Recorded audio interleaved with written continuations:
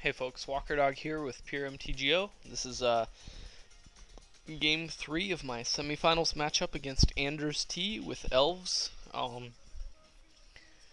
Let's see here. I am going to... Alright, here's my opening hand. It's kind of tempting because I'm like, oh, engineered explosives, I could get the blue, I could, have the miracle comeback hand or whatever. I could have, draw Chrome Mox, play turn 1, counterbalance. But it's kind of a bad hand, and I correctly, I think, mull it.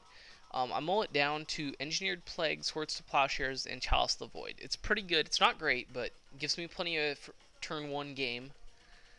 And he's going to play Heritage Druid on turn 1. That's kind of bad. But I draw Engineered Plague, and this is perfect, because I needed something to Chrome Mox. Guess what's going to get Chromed Moxed? Is Chrome Moxed a word? It's a word now. I'm a little drunk doing this commentary, so.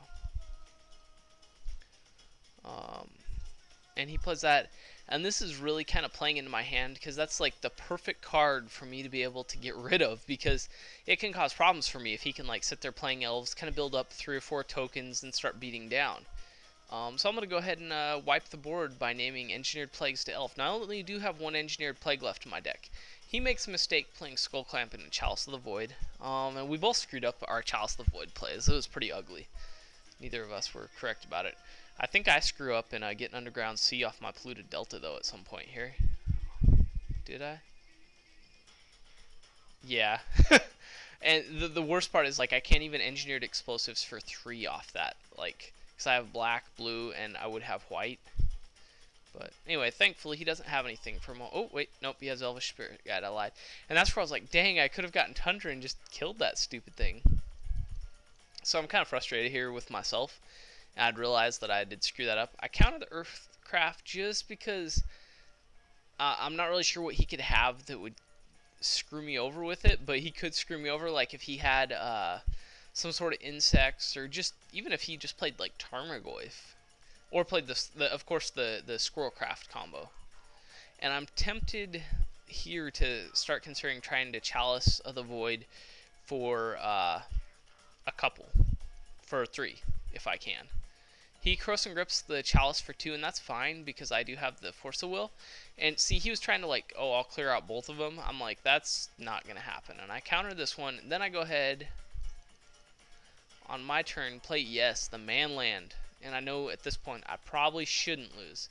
And here I clicked too fast. I hit F2 past the blocker step, or I would have gotten his stupid little Spirit Guide by animating with Chrome Mox blocking. And I think he forgot I had the Chrome Mox, but I was really irritated with myself. But I'll just beat down because I can win a race here. So it'll only take me 10 turns to kill, and he'll take him 12. I play land, keep beating. And I can always sneak Engineered Explosives past both my Chalice the Void at 1 and 2. And yes, I'm listening to some pop music right now. So I'm a pretty big fan of Pink. Like, I don't know, she's a little crazy and whatnot, but at the same time, I wouldn't mind if my daughter was that tough, you know? So.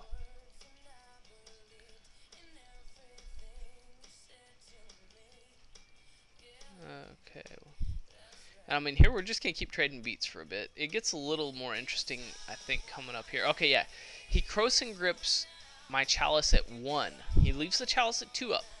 So that kind of signals to me he's going to try to go nuts here. And he plays Glimpse of Nature, and I'm like, oh, hell no. Because the thing is, if he can draw a bunch of cards, he can cycle into some removal for my Chalice of the Void, or just into some into the Wirewoods that cost 1, and get benefit off them too.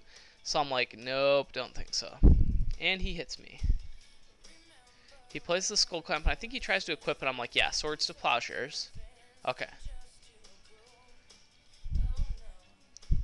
And since he's given me the benefit of having Chalice at 1 gone, I mean, it kind of is a benefit at this point. I play the top, and I think I played Engineered Explosives for 1, right? Yeah.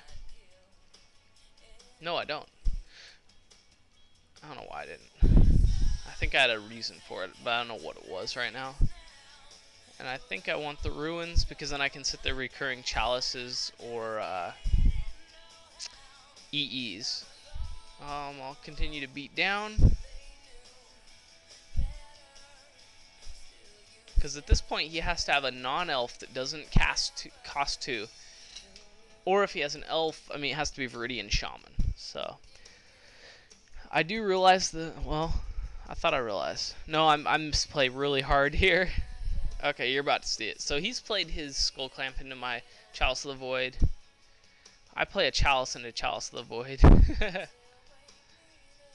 He plays Glimpse. I play Counterspell into Chalice of the Void. I'm just like, oh crap. So this is pretty bad for me.